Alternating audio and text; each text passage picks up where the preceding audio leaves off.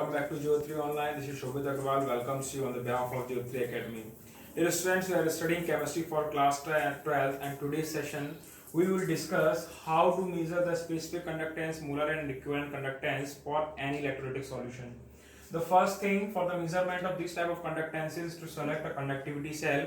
Various kinds of conductivity cells are available in the market, among which I have shown here the one type of conductivity cell in which the outermost covering is made up of a Pyrex glass and two electrodes are fitted inside the conductivity cell.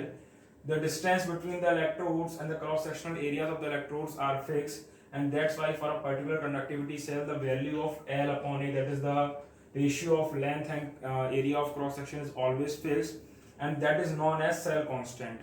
Okay, now the solution of the electrolyte whose conductance is to be measured is filled in the solution, and in this manner the molarity or the normality of the solution is known.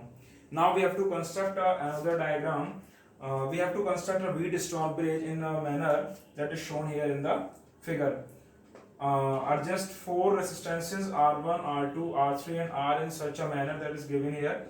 Okay, in which the resistances R1, R2 and R3 are known, the values of R1, R2 and R3 are known, and at the place of R4 we will add the conductivity cell.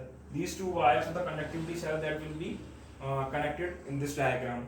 Okay, now electric current will be used used here, and we will also place a galvanometer at the center, and now we will adjust the variable resistance R2 in such a manner that there will be no deflection in the galvanometer. At this stage the formula is used, R1 upon R2 is equal to R3 upon R3. Since when there will be no deflection in the galvanometer, the whole circuit is considered to be balanced, and thus that satisfies the formula R1 upon R2 is equal to R3 upon R1.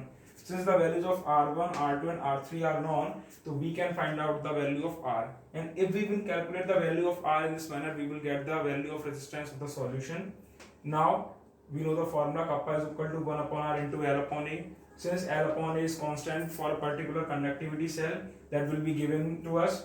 And now we have measured the value of R, so we can measure kappa. And now after the measurement of kappa, we can measure molar conductivity. Since the molarity of the solution of the electrolytic solution that we have filled over in this conductivity cell, that is known to us. Similarly, the equivalent conductivity of the solution can also be calculated with the help of this formula if the normality of the solution is also known. Thank you.